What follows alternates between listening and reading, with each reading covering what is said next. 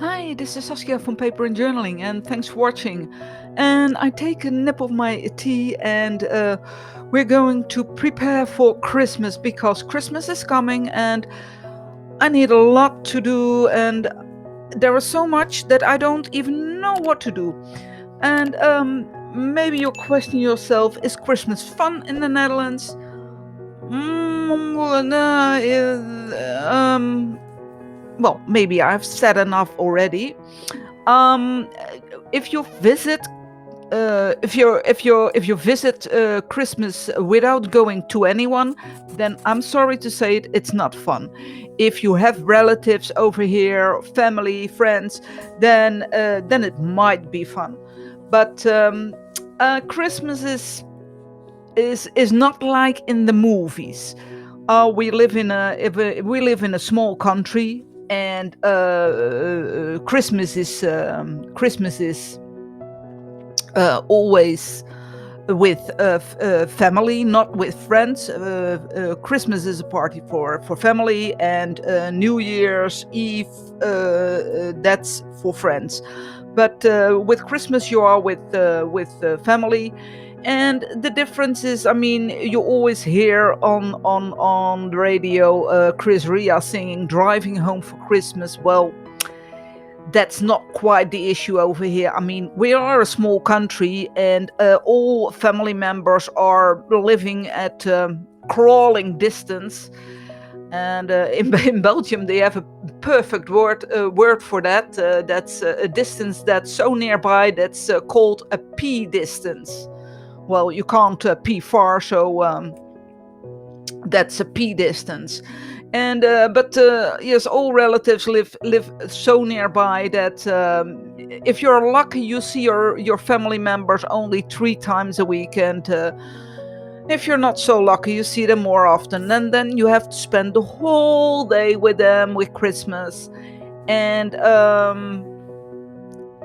I made a little mistake in Down Under, but I will cover that up with a sticker or something like that. And what are we doing with Christmas? Well, Christmas is. We hope that we always have dry weather because we have small houses, small gardens, and it's not nice weather. And we hope that it's dry because otherwise it will be raining. And the chance that we have a white Christmas, well, that's so small. That's almost irrelevant. I mean, sometimes you wake up and you look outside and you think, "Oh my goodness, somebody upstairs had dandruff or something like that." But no, we don't have white Christmases over here.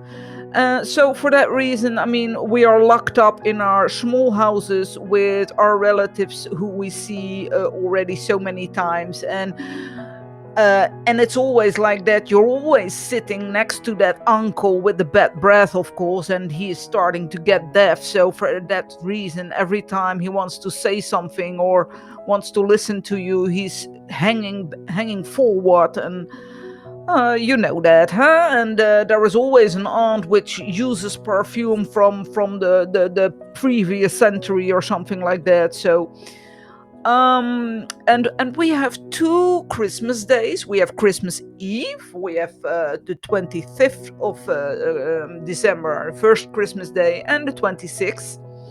And on the 25th, everything is closed. You can't go anywhere. Even if you want to go to a restaurant, well, you have to make a reservation a few months in advance. And on the 26th, there might be some things open. Sometimes some shops, not all the shops, and some museums might be open, but check it out before you arrive. And why 2 days? I'm not sure, but all the Christian things are 2 days. It's like Easter as well, and I think it's because one day for the warm side of the family, and one day for the other side of the cold side of the family. So the warm side is your own family, and the cold side is the family of your partner. And every year it's a quarrel where you're gonna spend the first Christmas day, because they say that the first Christmas day is nicer than the second, but that doesn't make any difference. I mean, they're just 2 days, and I'm honestly to say, I always prefer the time before Christmas, when everything is turning into one nice cozy paradise, with the lights, the trees, and the shops are very nice, decorated. And I must say I prefer that period more. And Christmas is a bit stressful as well. I mean, in a certain way, it should be a time of contemplation, but at the other hand, there might be going things wrong. I mean, I can remember that one Christmas day, not Christmas Day, but just before Christmas, it was 4:45, and at 5 o'clock, all the shops closed. And I found out that I was out of toilet paper, and I really didn't have any toilet paper left. So that was really stressful, and I ran to the store, and I got some. And I can remember that another Christmas day, just before no, when the shops were closed at Christmas Eve, the lights fell down off the tree, and they didn't work at all anymore. So the whole Christmas we didn't had a trees with lights. Well, that's of course always possible in a time, and I think you had a strange story about Christmas as well, and I really love to hear that as well. Oh, and I can remember that one day we went to the parents of my husband. So my parents-in-law are that, I think, yes. And my mother-in-law, she prepared Christmas dinner, and unbelievably, she said, I offered her to help, of course, and she said, no, you don't have to do anything. Everything is going into the oven. I said, everything is going into the oven? Yes, everything is going to be in the oven.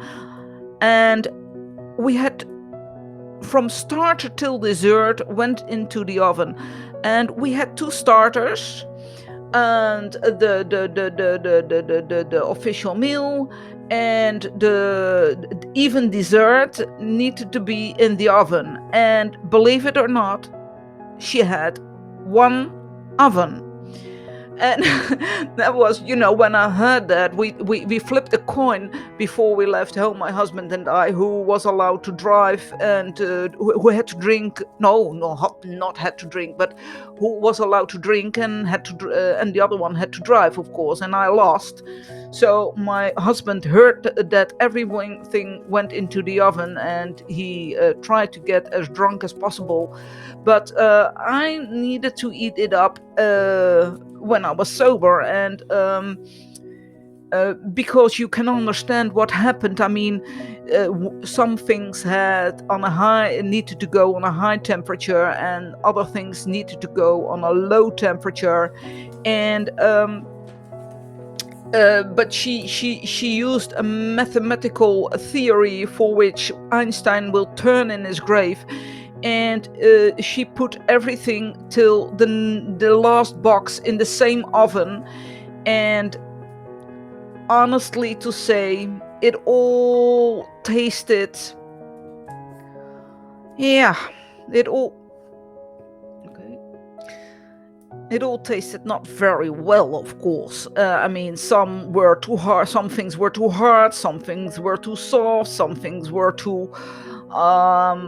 too raw, and so that wasn't really a Christmas dinner as expected. But okay, this year I'm going to be. I don't have to cook for both days. I'm going for one day to my sister-in-law and the other day to my other sister-in-law, and I only need to prepare the first dish, and don't have any clue what to create.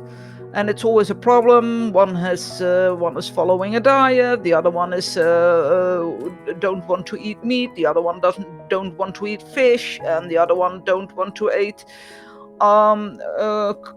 something else. And but oh no, but I'll figure it out. If you have ideas for the first course, then I will hear it. So leave something in the comment if you have some ideas left, and really tell me what your Christmas disasters are. And I'm still thinking if we have other Christmas disasters. Well, one time we were all ill. That's also possible, of course. That's not a nice Christmas either. And but most times it's quite nice, and you're out with family members, and then we do a game or something like that, and of course eat. And for that reason, you need to go on a diet in January. I will show you a quicker, closer look. That was the word I'm looking for. And I'm going to fill it in with all the things that are in my head to write down what I need to do and should do. And if you have any ideas for a first course, or if you have a disaster of Christmas as well, I would love to hear it. Don't forget to subscribe, and hope to see you next time. Bye bye!